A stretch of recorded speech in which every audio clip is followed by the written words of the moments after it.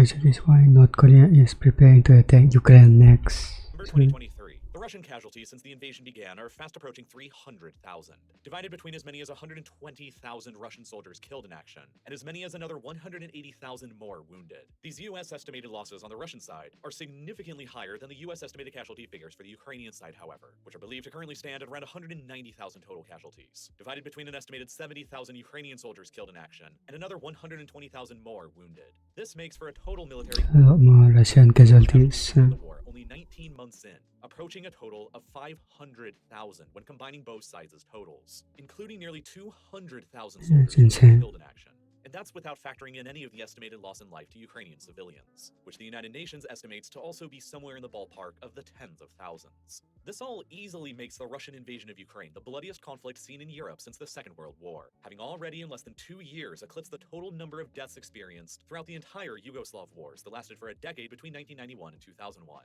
with the Ukrainian side alone having already suffered higher losses than the United States did during nearly 20 years in Vietnam, and with the Russian side alone having suffered more than double the losses of the Russo-Japanese War of 1905, which ultimately culminated in a revolution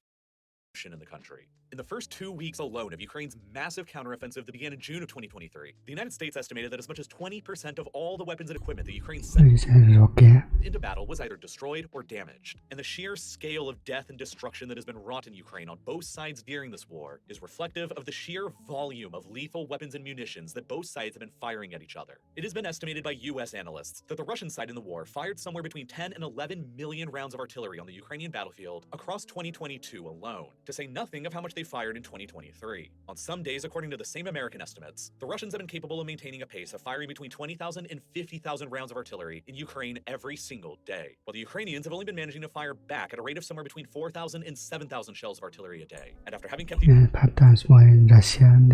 fire up for 19 months now, both sides have burned through millions of rounds of artillery and small arms ammunition, and both sides' inventories and stockpiles of each are beginning to run low. And so, both sides have begun searching abroad beyond their own countries for newer sources to keep their guns supplied and firing long enough to last until the other side runs out first. And there is no larger source of stockpiled artillery shells and ammunition just sitting there unused in inventories anywhere in the world than on the Korean peninsula, where North Korea and South Korea have remained officially at war with one another for more than 70 years ever since the signing of a ceasefire agreement back in 1953, which ended the shooting between them but never officially ended the state of war between them. For decades, both the United States and Russia in its previous form, North Koreans preparing. The Soviet Union poured enormous amounts of weapons and ammunition into the hands of their respectively backed sides. The United States poured their weapons into South Korea while the Soviets poured their weapons into North Korea, as the fear on both sides of another hot war erupting on the Korean peninsula between them remained ever present. When the Cold War between the US and the Soviet Union ended in the early 1990s, it never really ended at all in the Korean peninsula, and tensions remained extremely high through to the present, with both sides remaining prepared for the possibility of an all-out war resuming again, and with both sides having never winded down their vast stockpiles of artillery, rockets, ammunition, and guns built up over the decades preparing for it. As a result, the North and the South continue to possess what are literally the largest stockpiles of artillery shells and small arms ammunition that can be found anywhere in the entire world, with likely several tens of millions of rounds of artillery sitting there apiece. North Korea, in particular, is likely home to the single largest artillery arsenal of any of the world's countries, with at least 10,000 artillery systems that are more than every single country in NATO combined, and with tens of millions of their own artillery shells stockpiled up for a war with the South and the United States that, for the past 70 years so far, has still never come. North Korea may be a highly impoverished country with meager economic and technological power, but it has consistently over decades prioritized its military and armed forces above all other concerns of the state, with its regime constantly warning against an imminent US invasion and urging the need for constant militaristic vigilance. Prior to the country developing and acquiring nuclear weapons, North Korea's greatest they had to dissuade against an invasion from the US and South Korea was its close relations with the Soviet Union and China, and above all, its massive they've been preparing for so long then. formidable military and artillery apparatus. North Korea, you see, has maintained compulsory military conscription in the country for all men for a period of at least 10 years, between the ages of 17 and 30, while North Korean women are selectively conscripted for military service as well until the age of 23, making North Korea easily the most heavily militarized society in the world in the 21st century, where at any given time, roughly 1 in 3 people in the country are an active member of one of the nation's various military and paramilitary organizations. In terms of total numbers of soldiers in active military, reserve military, and paramilitary roles combined, North Korea literally has the largest armed forces in the world, with nearly 8 million total soldiers it can call upon and field quickly during a conflict. significantly more than countries with way larger populations than it, like China, Russia, or the United States. The country with the second largest total armed forces it can quickly call upon, naturally, is South Korea, with a total of about 6.7 million total personnel it can call upon in the event of a conflict. And beyond the sheer enormity of North Korea's potential manpower base to pull from during a conflict, the other component of the country's deterrence historically was their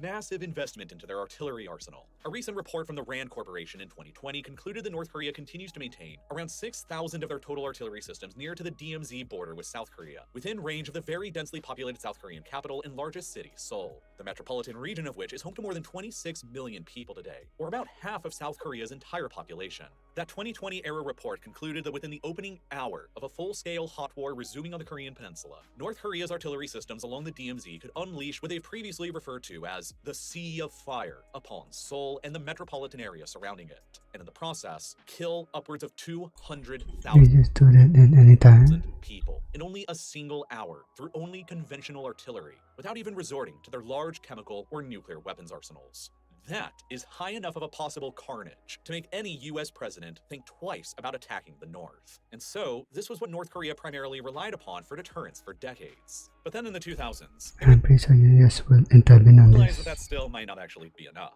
Saddam Hussein's Iraq, which was conventionally formidable on paper with nearly 400,000 standing troops, 2,000 tanks, 2,300 artillery systems, 300 combat aircraft, and 4,000 anti-air guns, was almost casually swept aside in little more than a month by the vastly conventionally and technologically superior US and UK forces who invaded Iraq in 2003, with only 196 coalition troops losing their lives compared to around 30,000 Iraqi troops. The primary justification that the US and UK had used to invade Iraq in 2003 was Saddam Hussein's possession of weapons of mass destruction and his nuclear weapons program, something that it turned out Iraq didn't actually have, which is what ultimately left them vulnerable to a US invasion. North Korea saw the writing on the wall and feared that they could become the target of the next US invasion. So in the build-up to the invasion of Iraq, they decided to formally withdraw from the Nuclear Non-Proliferation Treaty, which they had previously agreed to sign back in 1985, becoming, to date, the only country that has ever signed the treaty and then later withdrew from it. Almost immediately afterwards, North Korea resumed its nuclear weapons program, which culminated with their first successful test of a crude atomic bomb in 2006. Can I just resume it anyway? And which eventually led to the current estimated arsenal of around 40 nuclear warheads, along with their increasingly sophisticated missile program designed to deliver those warheads to targets very far away from North Korea. The nukes and the missiles thus began adding to North Korea's level of deterrence against a US invasion or intervention, spurred on even further after witnessing major US military interventions against Gaddafi's Libya in 2011 and against the Assad regime in Syria in 2017 and 2018. But North Korea's nuclear weapons served another purpose to the Kim regime besides simply deterrence. They also served as a potential bargaining chip to try and get the United States to negotiate and compromise with them in order to ultimately get rid of them. You see, for decades following the collapse of the Soviet Union in 1991, North Korea pursued a policy of attempted normalization with the United States instead, since they had just lost their primary supporter and benefactor and were attempting to break free from an increasingly assertive and overbearing China. Between 2012 and 2019, during Kim Jong-un's early years in power in Pyongyang, the North frequently made attempts at securing security guarantees and assurances from the United States and improving relations in exchange for addressing their nuclear weapons program. This policy culminated Yes, yeah, can with the copy. first meeting between then US President Donald Trump and Kim Jong-un in Singapore in 2018. The very first time ever in history that the American and North Korean heads of state visited each other face to face, followed up by a second meeting between them the following year in February of 2019 in Hanoi, Vietnam. It was this second meeting between them in particular that went poorly, with Trump abruptly cutting the meeting short and saying that no agreement or compromise could be reached. Leading up to the meeting, the United States Senate had passed a clause So which declared bad. that the winding down of America's 22,000 troops deployed to South Korea was a non-negotiable item. Trump claimed that North Korea had requested an end to all US sanctions on their country in exchange for surrendering their nuclear weapons, while the North's foreign minister conversely insisted that they had only requested a partial lifting of sanctions in exchange for beginning to wind down their nuclear program. Either way, Trump left the meeting without reaching any kind of deal with Kim, and Kim likely ended up feeling that Trump had rejected his offer. It was after that North Korea started distancing itself and became unengaged with Washington, hardly answering the phone or communicating with the United States at all in an apparent reassessment of its 30-year-long and failed policy of trying to normalize relations. After the chaotic US withdrawal from Afghanistan in July of 2021, North Korea possibly began believing that the United States was on the decline, and began making clear signs that it was firmly realigning itself with its old Cold War-era allies once again, Moscow and Beijing. Before the year had even ended, North Korea's government expressed support for the Russian claims to the Kuril Islands, which are disputed with Japan, and further directly linked the controversy around Taiwan with the potential of triggering a resumption of the war in Korea. The final nail in the coffin for any hope of resumed negotiations between Washington and Pyongyang took place shortly after the Russian invasion of Ukraine in March of 2022, when North Korea resumed testing and launching of its ICBMs that are capable of striking the US mainland. something that they had previously committed to not doing back in 2018, 4 years beforehand. During the negotiations with the Trump administration, North Korea would end up breaking its own record in 2022 for the most missiles it has ever launched in a single year. More than 70 of them, including a missile in October that flew over the Japanese main island of Honshu. After Russia unilaterally declared that it was annexing the Ukrainian provinces of Luhansk, Donetsk, Zaporizhia, and Kherson into their country in September of 2022, North Korea further became one of the only countries in the world to ever recognize the Russian claims, the only other to date being Bashar al-Assad's Syria. And now in 2023, in an incredibly ironic twist of history and circumstance, it is the Russians and the Americans alike who are both coming back to their respective historically supported sides in the Korean Peninsula, asking for some of their previously gifted arms back in order to fight in another conflict, raging on the other side of Eurasia and Ukraine. And both North and South Korea have been cooperating with them to a certain extent, transforming the war in Ukraine into a sort of proxy battlefield between the two Korean arch-rivals. Back in 2019, Vladimir Putin met with Kim Jong-un for the first time in their lives. Back then, it was Kim who was desperate for any kind of diplomatic lifeline with the outside world, after having just failed to reach that deal with Trump during the summit in Hanoi. And Putin was trying to position himself to become the great mediator between the Kim regime and Washington for further negotiations on denuclearization. But today, just 4 years later after that first meeting between Putin and Kim, the geopolitical reality in 2023 is vastly different. Now it is Russia who is increasingly becoming more and more isolated from the international community, owing to its massive invasion of Ukraine, with nearly every single country in Europe, plus the United States, Canada, the Bahamas, Australia, New Zealand, Japan, Taiwan, and South Korea, having levied financial sanctions against Moscow, and earning themselves a place on Russia's so-called list of unfriendly countries. Putin himself can also hardly travel anywhere in the world beyond Russia's own borders now, because of an arrest warrant that was issued for him by the International Criminal Court, or ICC, in The Hague on the 17th of March 2023, over alleged war crimes taking place during the invasion of Ukraine. As with the production of this video, Putin himself has not left the borders of Russia I can go out anywhere. ever since the arrest warrant was made, though he does have a planned visit to China shortly, who does not recognize the ICC's authority. All of this isolation that Putin and Russia alike are increasingly facing on the world stage has been pushing Putin to begin adopting a new, post-Western foreign policy for Russia, in search of new allies who are similarly opposed to the Western-led world order, and who will help him both diplomatically and militarily in Ukraine. The problem with that is that there aren't many of those around who are willing to stick out their necks for him. China, perhaps Russia's greatest supporter of all diplomatically and economically, has been hardly supportive at all militarily so far, having apparently only sent the Russians a mere 100,000 bulletproof vests and helmets since the invasion began. There are very few countries who are willing to support the Russians militarily and run afoul of influential Western financial sanctions, as the countries who are currently sanctioning Russia collectively represent nearly 60% of the entire global economy. And so supporting Russia militarily would mean being sanctioned and getting locked out. I mean, NATO and US military are way more stronger than Russia. Out of that same 60% of the global economy. Thus, when it comes to countries who have given military aid to Ukraine during the war, the list is vast and includes dozens of countries from all across the world, including a whopping $44 billion worth of military aid given by the United States alone. The Russians have gained no such international military support anywhere near the same kind of scale, and that has forced the Russians to basically only being able to go to other fellow pariah states, who are already under heavy Western financial sanctions and who thus don't really have anything more to lose than they already have, by choosing to help the Russians militarily, such as Iran and now North Korea as well. The Russians are known to have previously acquired thousands of Iranian-produced Shahed drones for use against Ukraine since the invasion began, while the Iranian Islamic Revolutionary Guard Corps is known to have personnel within the Russian-occupied parts of Ukraine assisting the Russians with the operation and further manufacturing of these drones. And then, suddenly, in July of 2023, the Russian Defense Minister, Sergei Shoigu, made an official state visit to Pyongyang in North Korea, becoming the very first Russian defense minister to ever visit the country since the collapse of the Soviet Union. It was obvious that the Russians desired access to the tens of millions of artillery shells that were sitting there unused in North Korea's vast arsenal. Shells that were entirely based off of Soviet-era designs that are easily mutually compatible with the artillery systems that the Russians are currently using in Ukraine. North Korea's arsenal is almost certainly the largest ready-to-use stockpile of artillery that the Russians can easily use in Ukraine that can be found anywhere in the world outside of Russia's own borders. If the Russians could gain access to it, it would mean that North Korea could hypothetically supply the Russians with literally millions of rounds of artillery from these stockpiles and keep the Russian guns in Ukraine firing at full volume for at least another 1 or 2 years, and perhaps even longer than that, especially when considering North Korea's potential to manufacture even further artillery rounds for the Russian war machine. Having been completely and singularly focused on being prepared for total war for 70 years, North Korea runs a vast network of munitions factories within the country, including at least 100 different factories dedicated to munitions assembly, which collectively employ around 1 million North Korean laborers, or about 4% of the entire North Korean population strictly dedicated to building munitions. North Korea also has good good rail and sea links directly with the bordering Russian Far East, meaning that North Korea could essentially serve as a very significant rear base of supplies for the Russian war machine in Ukraine, providing millions of rounds of stockpiled artillery in addition to rockets and small arms ammunition for the Russians to carry across their whole country towards the military front line in Ukraine. A rear base that also cannot easily be interfered with, not only because of its sheer distance away from the front line, but also because of North Korea's remaining nuclear weapons arsenal and their ability and willingness to massively retaliate. Moreover, North Korea potentially came to the conclusion on their own that without the possibility for any further diplomacy or negotiations with the United States, and no hope of normalized relations with them, their nuclear arsenal was never going to go anywhere, because it will never end up being used as a bargaining chip to try and improve relations and reduce sanctions, meaning that their only remaining purpose is strictly for deterrence. And since they will always have the nukes for deterrence, they don't really need as much of their earlier deterrent that they were using before the nukes. Their massive artillery arsenal and sea of fire that could obliterate Seoul within an hour, which they can now safely exchange with the Russians for things that they actually do need right now. Naturally, in exchange for giving the Russians millions of rounds of their artillery, the North Koreans are going to want things in return. North Korea has been completely shut down and isolated from the rest of the outside world ever since January of 2020, during a self-imposed and extremely strictly enforced quarantine over the COVID-19 pandemic, in which extensive new border fortifications have been constructed all along the northern frontiers with China and Russia, and shoot-to-kill orders were given to all border guards for anyone caught trying to enter or leave the country from any direction.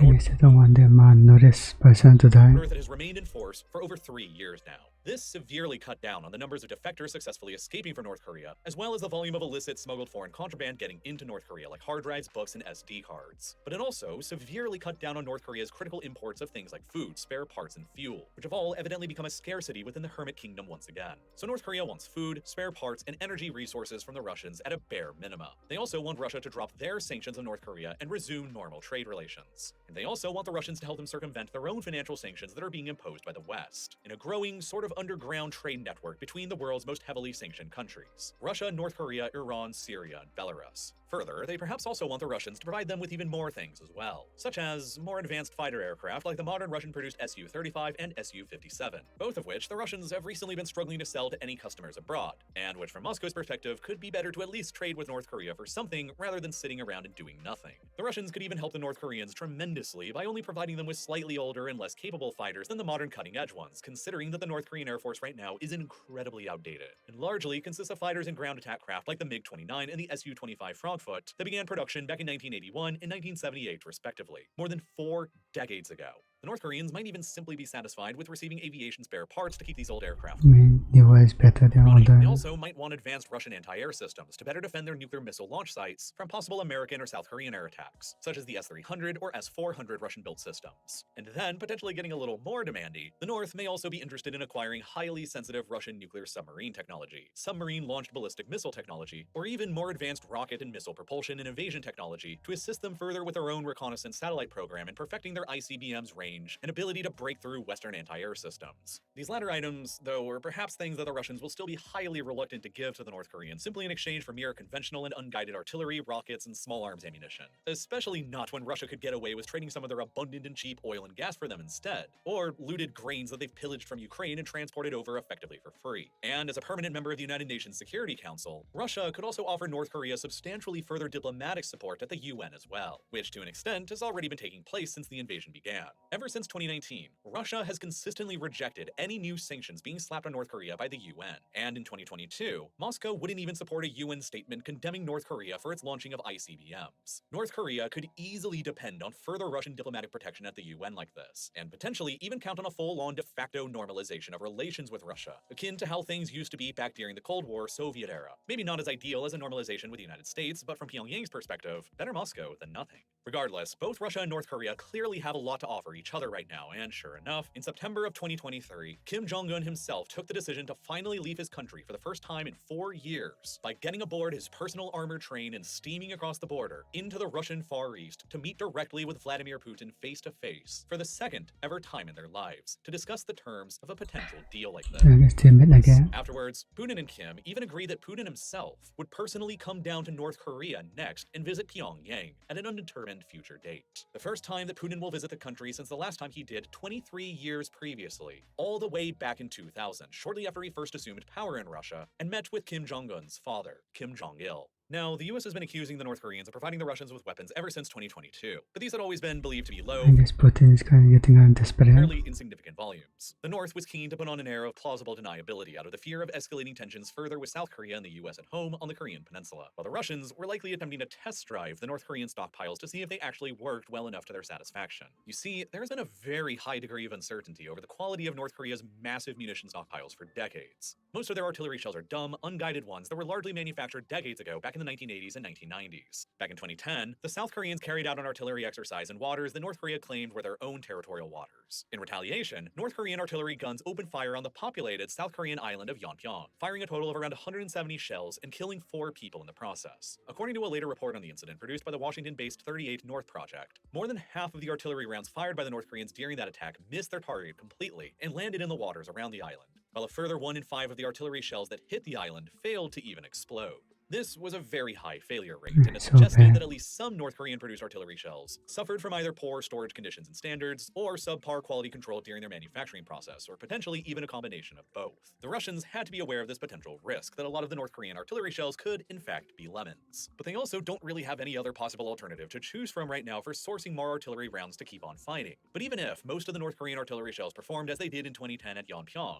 if the Russians acquired 10 million rounds of North Korean artillery to fire in Ukraine, and 1 in 5 of them failed to explode, that's still 8 million rounds of artillery that won't fail, and will still be devastating to a high degree. Whatever discussions Putin and Kim had directly face-to-face in Russia in September, the terms will likely not ever be made public over the sensitivities of both sides involved. Russia itself has signed off on multiple previous UN Security Council resolutions sanctioning North Korea over its nuclear weapons program, and has even agreed to place arms embargoes on the country, which, trading some advanced Russian military technology for millions of rounds of artillery and small arms ammunition, would obviously and grossly violate, placing Russia in even further major diplomatic hot water around the world than it already is in. Further, the North hypothetically acquiring more advanced Russian military technology in the forms of potential current-gen fighters, submarines, or even improved satellites, rockets, and missiles would greatly alarm the government in South Korea, and potentially even further incentivize the hawks in Seoul to dramatically step up their military support for Ukraine much more than they already have, which would be quite terrible news for Russia. You see, just like North Korea, the South has also been preparing itself to guard against another full-scale war erupting on the Korean Peninsula for the past 70 years, and in the process, they have developed a very large military-industrial base and have steadily emerged as one of the world's most significant arms exporters. Dramatically more technologically advanced and wealthier than North Korea is, with an economy that is these days approaching the size of Russia itself, despite only having a third of their population. South Korea has managed to carve out a highly influential niche for itself in the global arms industry in what is called the mid-level segment, consisting of things like tanks, artillery, and armored vehicles. For example, the South Korean-produced K9 Thunder self-propelled howitzer designed by Kia and Samsung absolutely dominates the global market for its class, having accounted for a total of 52% of the global self-propelled howitzer export market ever since 2000.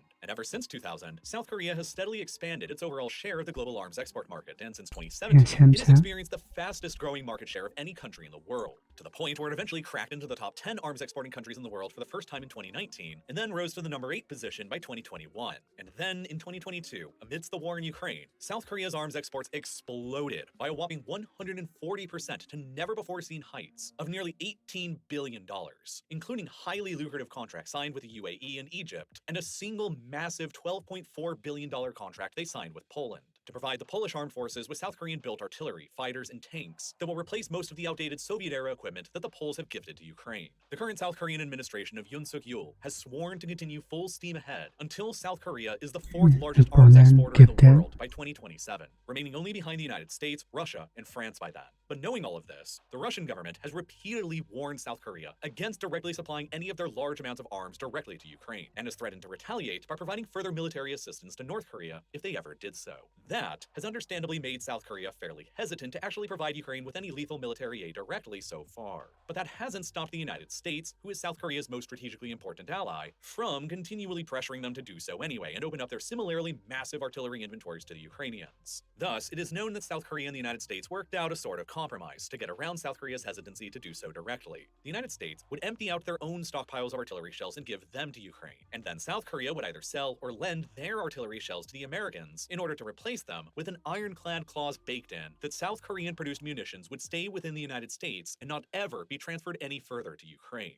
This is highly similar to how Poland transferred large volumes of its old Soviet-era gear to the Ukrainians, and then purchased large volumes of South Korean-produced arms to replace them, with a similar clause that was baked into that agreement that the South Korean-produced used here would stay within Poland and not ever be transferred any further to Ukraine. These loopholes have enabled South Korea to sort of indirectly support the war effort in Ukraine anyway, by helping to refill the munitions inventories of all of its allies, who are the ones actually sending their own weapons to Ukraine directly. And understandably, South Korea treats the They're helping each other exact again. quantity of munitions that it has stocked away in its arsenal as a very closely guarded top secret of the state. So nobody really knows exactly how many artillery rounds that is transferred to the United States since the invasion of Ukraine began, but estimates thrown around by analysts believe that it's somewhere in the ballpark of several 100,000 already. However, if it turned out that the Russians were buying up millions of artillery rounds from North Korea and providing Pyongyang with more advanced technology and assisting with their weapons and missile programs anyway, then South Korea would have no remaining incentive to continue only supporting Ukraine indirectly like this, and they would have nothing to lose by unleashing their massive and still growing arms industry into the hands of the Ukrainians to push back against the Russians with full force. Meaning that in this scenario, large volumes of South Korean weapons would be going directly up against large volumes of North Korean weapons across the battlefield in Ukraine, turning the war into a sort of Korean proxy conflict. And moreover, with a hypothetically more militarily advanced and capable North Korea with more advanced Russian technology, South Korea, as well as maybe Japan, would become dramatically more persistent with Washington into allowing them to develop their own nuclear weapons arsenals as well. The issue is already particularly acute within South Korea. Their current president, Yoon Yeah, I'm not sure about